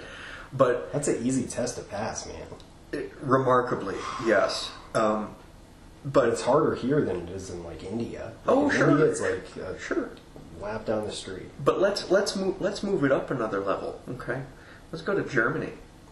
Germany, you get your permit when you are 21 years old. You have to pay $5,000 a year for the training period before you get your license at 24 or 25. It's so crazy expensive, and just driving, and we have emissions here, but if you come into emissions, they changed the law in Colorado. I think if your tires are worn out, they can fail you now. Really? But it used to not be that way. It was basically if your car passed the emissions test, doesn't matter if a bumper's hanging off and it's crashed. You could have a car I swear to God, you could have a car that had been rear-ended pretty bad, and you can go in there and it'll pass the inspection. It's not an inspection, If it's got an exhaust pipe and it's not spitting out too much noxious gas, you're good to go. Well, yeah. Yeah. Well, you know who passed that law? The car lobbyists, because they didn't want people driving cars that, while they still worked, they were ugly. Yeah. Go buy a new car. Or Firestone. Oh, yeah. Because or it's tires. The tires people. Right? Yeah. Man, they have an ugly history. Have you heard the cable car history and Firestone and Omnibus and I have not. Or maybe it was Goodyear Tire at the time, but it was the steel companies. I think GM or one of the automakers at the time, but they basically they pooled their money and they worked the system to buy out all the cable car companies in Los Angeles, everywhere. There was in Denver. Yes, there was probably everywhere. In 50. I remember there's 79 or 131 of these, and they got busted, and they got found guilty, and some guy was fined but they were $5,000. But they got so much money out of it, it didn't even matter, and everybody had a car at that point. I mean, because they had been forced into buying cars. People might be hearing this and saying, well, you're dumb because there was a lot of economic growth that occurred right then, and it happened once the soldiers were coming back from war, and people were moving into suburbs, and they were wanting to sell people cars and get them out of the cities, and yeah, there's a great documentary that covers the whole thing. But I mean, here's that's a confirmed conspiracy theory where corporations, colluded and manipulated and conspired to basically commit a crime on all of the American people, or at least the American people that had awesome streetcars, is what they called them, which were electronic trolleys. And there's people that are stunned that we have the light rail now. They're like, I thought they would never, like, you talk to some old timers that like actually like pay attention to what's going on. They're like, I'm so surprised they came back. Yeah. They came back. I can't believe it. Well, and it was an extensive system back in the day. They had one in Littleton. Yes. Like that blew my mind when I found that out, that they had an electronic trolley system in downtown Littleton. Amazing. And yes, watch the documentary on it because it's fascinating, and I think it's. I'm pretty sure I've seen it, but there's also a more lighthearted approach to it. If you've ever seen the movie Who Framed Roger Rabbit, that is kind of a lighthearted telling of that very story. The whole, back behind it, there was he made a kind of a satiric piece. It's based off a book called Who Killed Roger Rabbit, which it's essentially the same thing, but it gives a lot more of the history.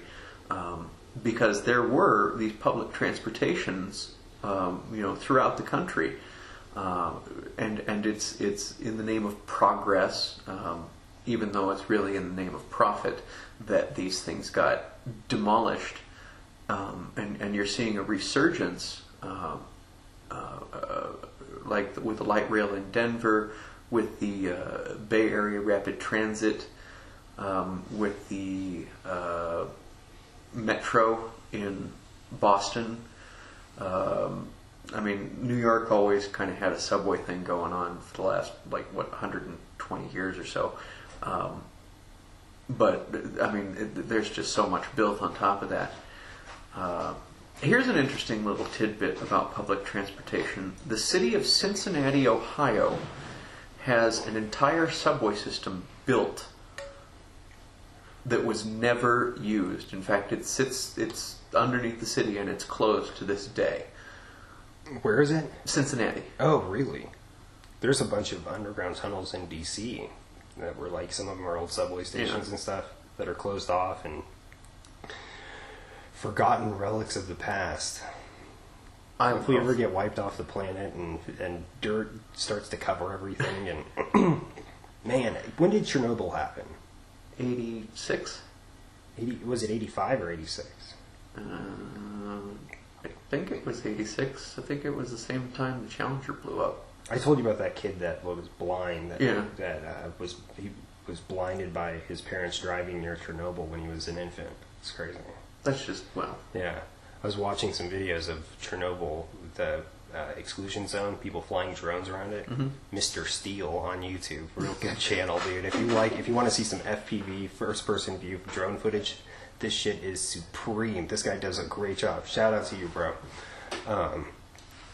But he goes into a stadium and there's just trees, there's trees everywhere, and you have to part through the trees to get to where the actual benches are, and it's just. And so that's what, 30 years, 32 years, 30 years, yeah. 30, yeah, my age. And it's already going back to nature. It's like if all the humans got erased, in 30 years. There wouldn't be much, and in 100 years there'd be almost nothing. Well, and that's something, branching off into yet another tangent on that one. We have this, evidential record of the things that lived in the past. We also, now, depending on what you believe, they either lived for 360 million years or they were just placed there, 10,000 years ago. If a species existed for that long, why wouldn't they have reached our level of development in that amount of time? We've done it in 200,000, maybe 500,000, nobody's quite sure. But, less than 500,000 years from cave-dwelling animal to, supreme being on the planet. Yeah, you've got a 5 billion-year-old planet that 3 billion years ago, 3.3 billion I hate the fact that you even like put a number on it. It's just like so absurd. This is like, how do you know it's not 3.315? Fucker, like you don't know shit. Like it could have been. You don't know. You have no idea. But you know, like going from a bare new planet and 5 billion years later, it's peopled, right? The planet's people. That's an Alan Watts statement there. A quote from Alan Watts that. Like an apple tree apples, planet's people. Okay. And he's got a little story that goes along with it. But Alan Watts talks a lot about Zen Buddhism, making a tangent back to the original here. Completing the arc. We've gone full radiance. We've gone full radiance. Too high. We've made it full circle. Back to Zen, which is I absolutely love Zen. Zen thinking and listening to Alan Watts, philosopher. If you're not familiar with his work, you could read a book about it. I can't really recommend any, but there's lots of lectures that he's given. Some of the recordings are of poor quality. Not all of them are that are out there. There's not any that really come to mind. I mean, there's some short clips that are fantastic that are by him, and some long, full-on lectures, and you know, he's quite an orator. And if you want to learn more about Zen Buddhism, check out Alan Watts. I highly recommend it. And if you do, I know that and this is actually why I've been doing my research recently. There are other ways to look at it. I mean, in the West, we tend to think of only the ways that Confucius and Lao Tzu put in their 2 cents as to how Zen Buddhism works. But there are thousands of other ways of looking at it, which is, I mean, there's thousands of ways of looking at anything. As some person more famous than myself said, you can light many candles off of a single flame. It's interesting. That's what Alan Watts is doing that, and I think he's passed as well. So may he rest in peace. Was that last year? I don't know. 2016 took a lot of people from us. I disagree. No? I don't know. There was a lot towards the end of the year. I think that kind of... I wonder... I'm going to have to check and see. Someone's going to put out some YouTube video that's going to say 2016 wasn't that bad in celebrity deaths compared to other years. I'm sure someone's going to say that.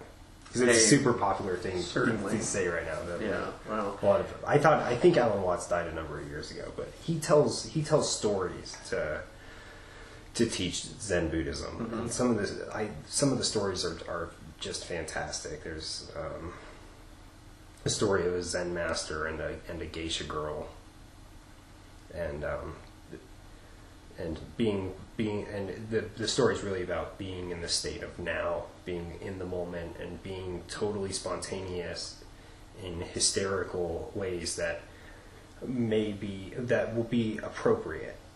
You know, and this is what, you know, like someone that is that's funny when you're talking to them, and they come up with funny things to say without insulting people. You know, that's what they're doing. Is they're basically practicing a form of Zen Buddhism. I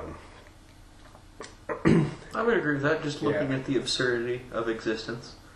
But the geisha girl, she, the master kind of thought that she might have had some Zen training, right? And so she came over to him, and he said, "Oh, I have a gift for you." And she's, you know, this is a highly respected Zen Buddha master in ancient Japan or something, and he hands her a coal off of the grill that's in front of them, right, like a burning coal. Okay. And so she immediately wraps the ends of her geisha outfit, whatever, her gi or whatever it's called, wrapped it around her hand and took it from him, and you know, and said, "Oh, thank you," and ran to the back and changed her gi, you know, but you know, she responded in like the appropriate manner of of accepting the gift from him and doing it in a way that was smart, where she didn't get burnt by it. So she comes back out to the master, and she says, "Oh, I have a gift for you." And she goes to hand him a coal, and instantly he whips out a cigarette and lights a cigarette off of the coal. Right? And like that's like a Zen teaching right there for you. Well, as if no one knows the story of how Zen Buddhism got started, it's actually something along those lines. It's a simple little story. So the Buddha's out teaching and saying, be cool to everybody, and he takes hold of a lotus and holds it up, and a single man in the audience smiled, and thus was the beginning of Zen Buddhism.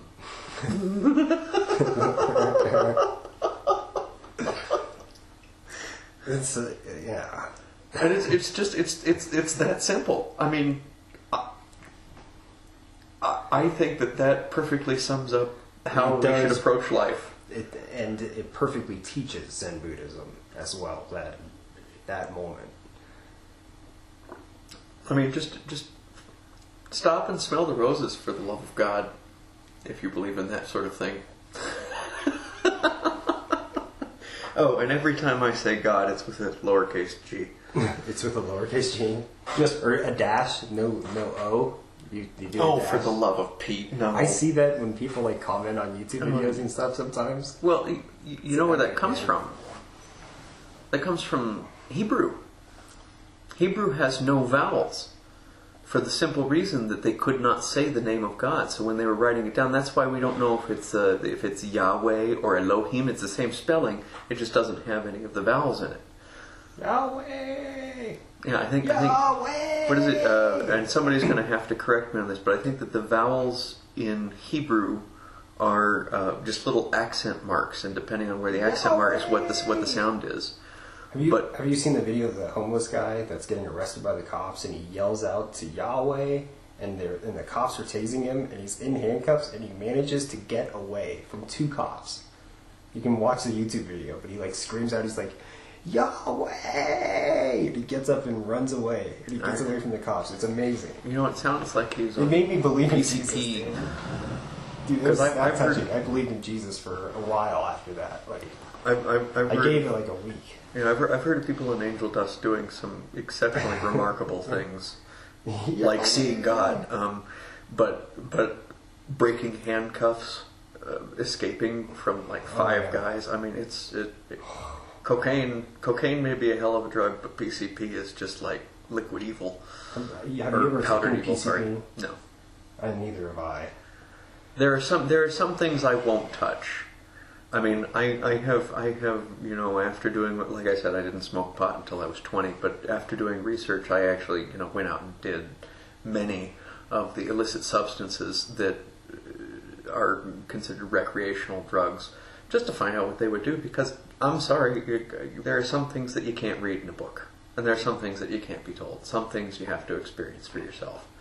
So, don't get me wrong, I'm a very permissive person, but again, I say wait until your brain is a little developed before, And if you're going to do hallucinogens, like, do it right, like, have a trip sitter, like, take things in moderation, take small doses. If you're going to take mushrooms, start off really small, like, be careful. Like, what you don't want to have happen when you're under the influence of hallucinogens is wind up in jail.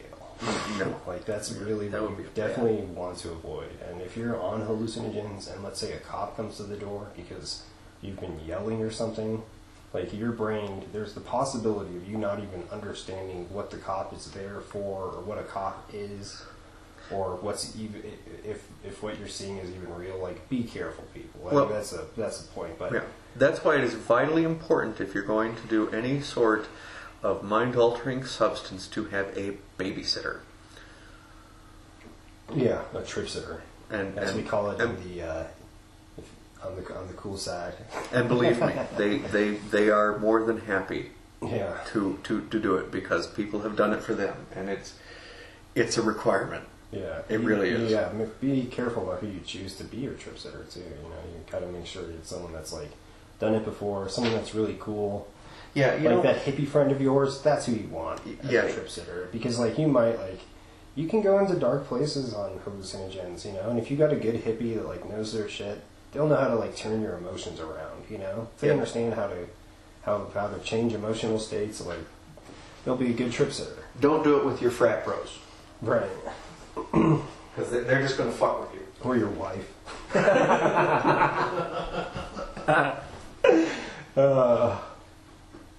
Apologize. Oh, sorry. That was just purely for comic relief there. But you know what's interesting is that people are so about experiences these days, right? Like you want to experience, you know, I'm going to places and seeing things and you know, going on adventures and I would have to say the experience of LSD is worth it's worth $1 million. Like if I hadn't ever experienced it, but I was able to understand what I would get out of it, and it was $1 million to experience it, it would be a good purchase. It is the most valuable experience. At least the first time you do it. I mean, maybe the first 3 or 4 times I did it, and I probably did it maybe 7 or 8 times total. The first few times you do it, it can really, it'll change you. And you know, there's a lot of people that say it changed them for the better. Steve Jobs, one of a quote from him is, one of the 2 or 3 most important things I've ever done in my life was LSD. If I had never done it, I certainly wouldn't be where I am today. I think I'm probably pretty close on that quote actually, but it's it definitely can. It's open good for pathways, changing your perspective, and change. Like you said yesterday that it puts you into like a learning mode. Yeah. Imagine, okay, I'm going to describe for you what the science says. So imagine you could be, 5 years old again with all of that wonder and curiosity and openness for anything to happen, but you retain all of the knowledge that you've learned up to that point. That's what LSD does. Yeah. It resets the brain to a learning mode, but you know everything that you knew before. I think after I did LSD the first time, I really realized how much I didn't know. Like before that, I wasn't really able to say I don't know. Afterwards, I knew the limitations of what I know, and it definitely changed. It definitely changed me a lot. It broke my ego in a lot of ways. I think before I did LSD, people that would have known me in high school, and I remember a girl even saying it to me, that I was a narcissist. And I think, we all have narcissistic traits. There's 9 of them, and they,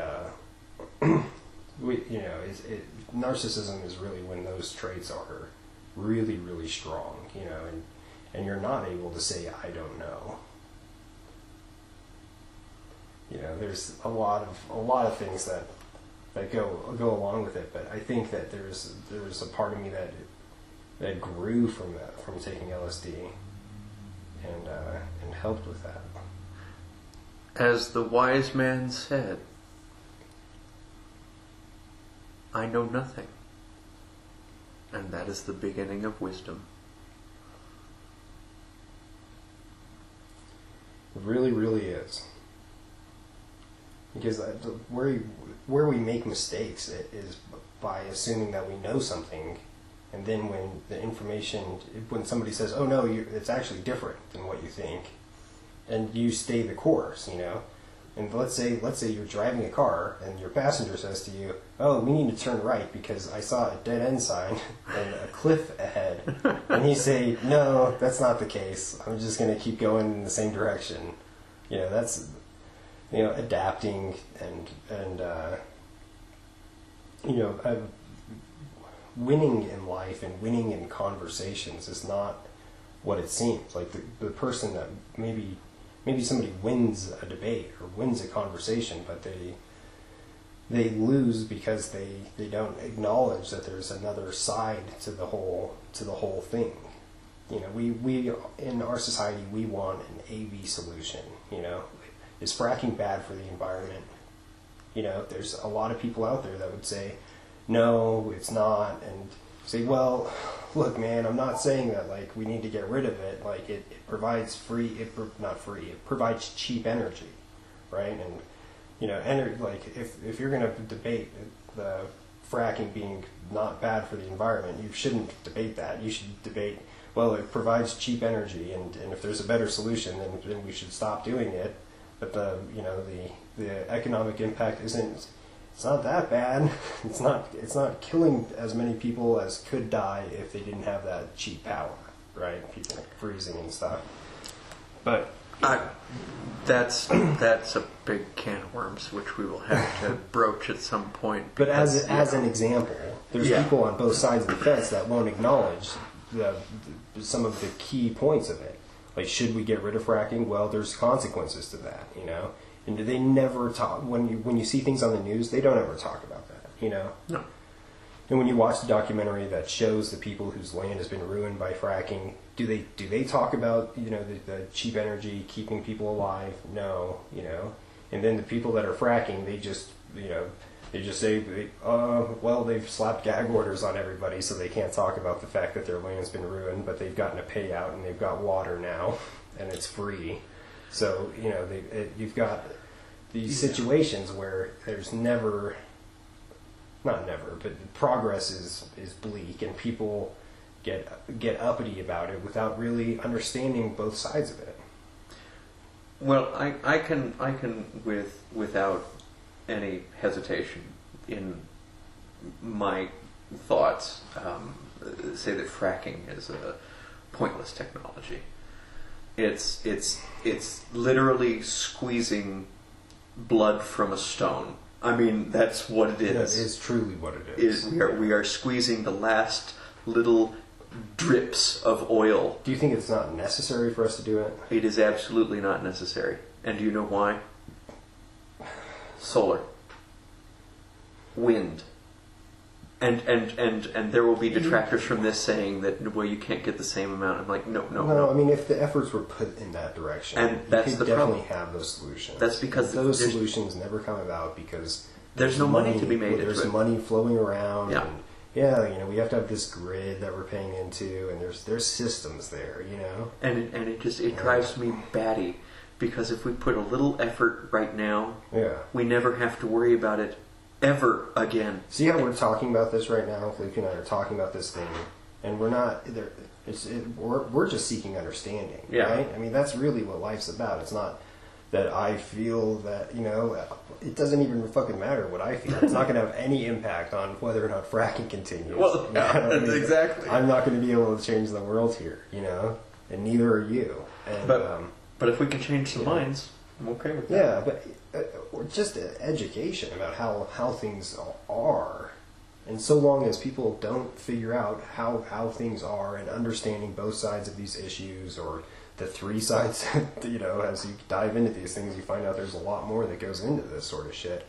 But, by being educated, by, using this internet in front of you, get off Facebook and get educated. Listen to Bowl30 and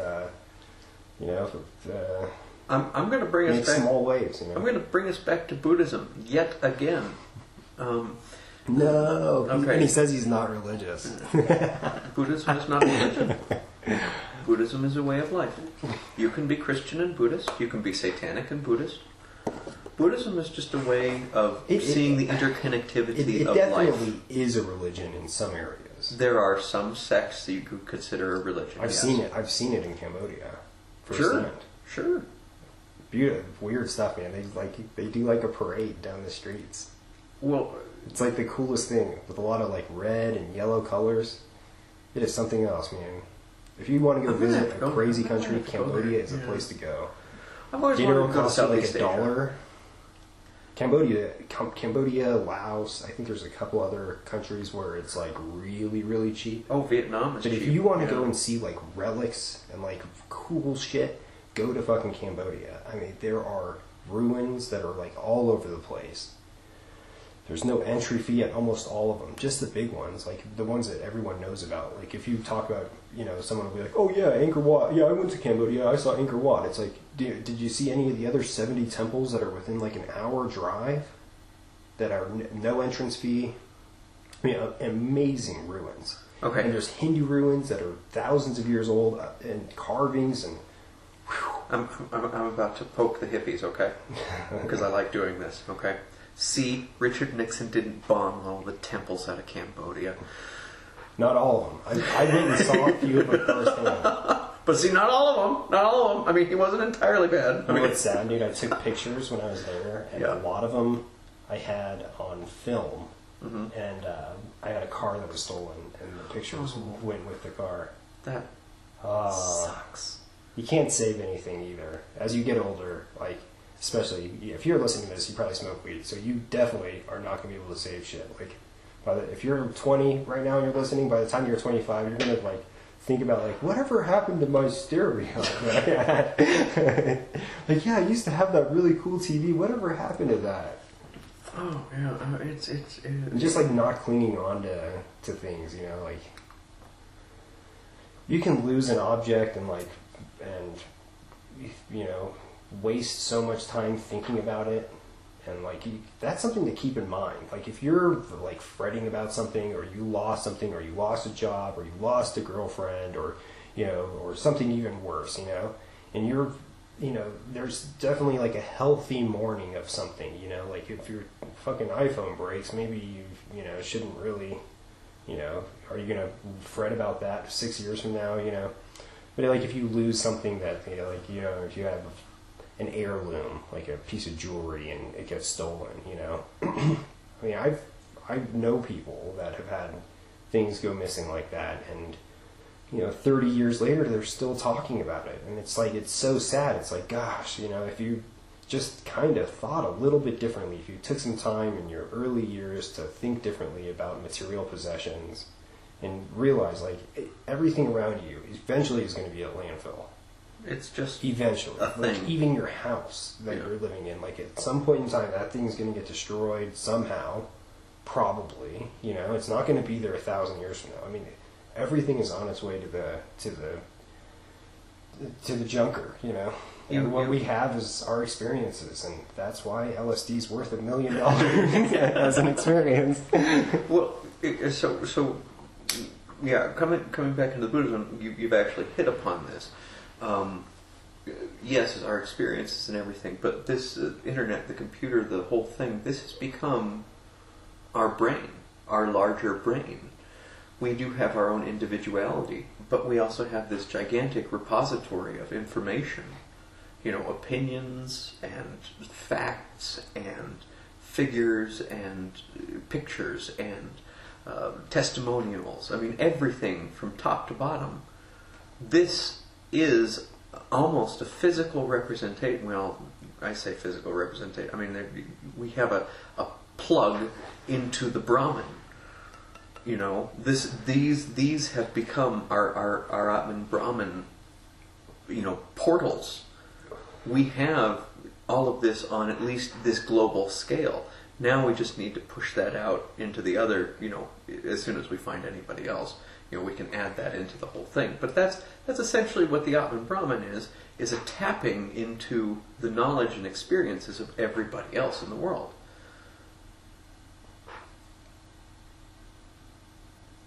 Yeah.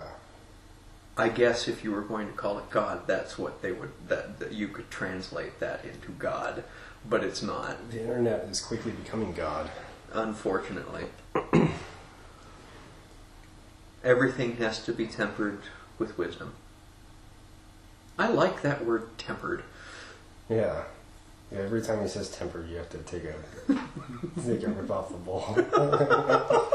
Okay. And every time I say interesting, you have to light it up. Yeah, I'm gonna tell you of an ancient Chinese curse, since we seem to be dealing in the East Yeah, I a think lot this tonight. episode is probably going to be titled Buddhism, Zen, and something else. I don't know. Zen and the art of bowl maintenance. Yeah. Getting a bigger bowl is a good thing for that. Yeah. Less frequent bowl maintenance. And then when you do have that bowl maintenance, the resin is abundant. Yeah. Yeah.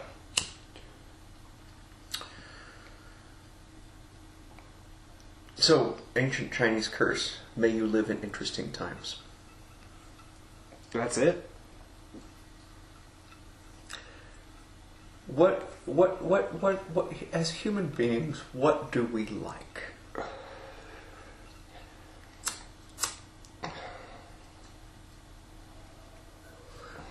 Money, Well, even more basic than that. weed, sex. We like things to be predictable, even. We really do. We like things to be even keel. We don't like rough and choppy waters. We don't like storms. This is the part that humans really play in capitalism, like with franchises. Like, why do Wendy's and McDonald's do so well?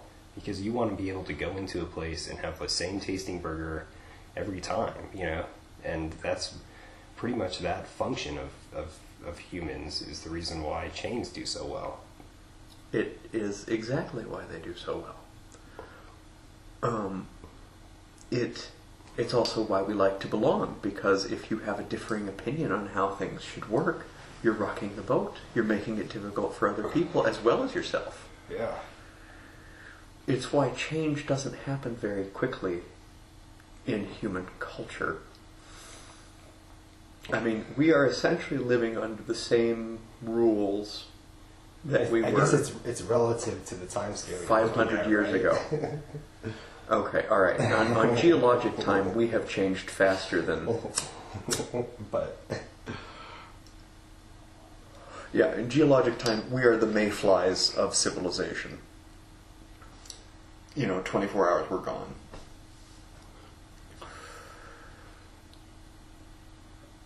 it's so hard to picture. It's almost absurd for us to ever talk about billions of years and light years of distances. It's so big.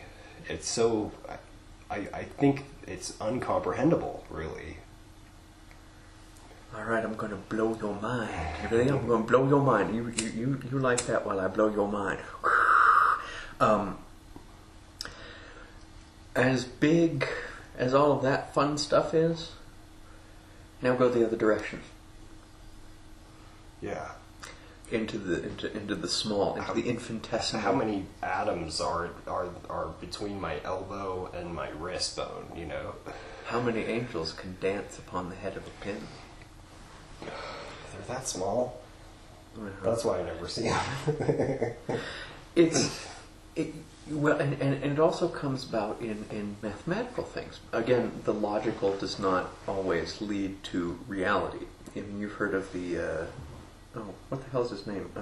Some famous mathematician made up a paradox, right? So, if I were to walk half the distance between us, Mm-hmm. and then I were to walk another half the distance between us, and then another half the distance, we would never meet, even though we actually would. No, this is like the expanding, like the road the road to infinity or something paradox, where Every time you branch, you end up coming back to where you started. Is that the one? well, there's one where it's a doubling of distance. So like I set off walking at 1 mile an hour, and the road keeps doubling in length. And will I ever reach the end of the road? Okay. And they've, like, mathematicians, I think they're like that was presented as like this is what infinity is. Mm-hmm. But then later on, it was actually proven that like at some crazy They would converge. yeah, you would reach the end. Interesting. I'll have to look that one up. And I think the equation is like walking at 1 mile an hour on a 1 mile road, and every time you take like a step, the road doubles in length in front of you. Would you ever reach the end? And according to calculus experts, it would. I'd have to look at that one, but I would consider that to be asymptotic, which is what we're talking about. They come really close, but they never actually meet. Now, there's another way to look at this. Dean, he wants to have some fun with his professors, and he calls up the the head of the mathematics department, the head of the philosophy department, and the head of the engineering department. And he says, okay, here's what I'm going to do. I'm going to gather 50 of the poorest students, and I'm going to put a banquet on one side of the gym. They're going to be on the other side of the gym. And we're going to have a horn sound every minute. And when the horn sounds, they can, half the distance to the table. Mm. Okay? They have to, get this done in like 20 minutes. If they don't get to the table in 20 minutes, it's all for naught. The mathematics professor says, "Well, that's just you're an asshole. I mean, you're just mean. They're never going to hit the table, right? Because you're basically dividing something in half over and over and over again. You'll never actually reach zero." And so the philosophy, the philosophy department says, "How can you treat these people as such objects? I mean, just using them in an experiment to find out. I mean, this is hideous. You're an awful person." And the whole time, the engineering head has been, scribbling down some things, and he hands him a piece of paper and says, "They'll be close enough in, 16 minutes." Yeah. It's like taking that extra leap. It also explains how engineers think. They don't think in absolutes. They kind of think in, how do I make it work? Yeah. How's it actually going to work at the end of this design? There may be. Oh, good. Okay.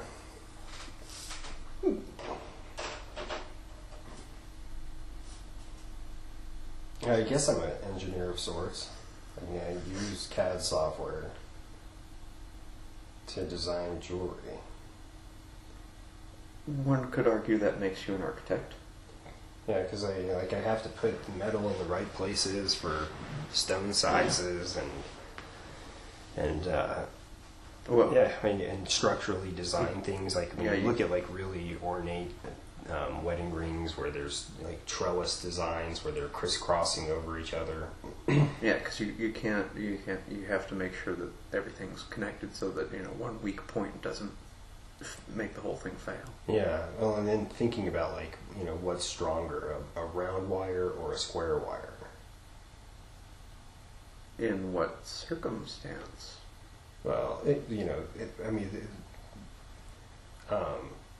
then like if you have a triangle shape, that's going to be like that's a very structurally sound shape, whereas like a square is not, right? Mm-hmm.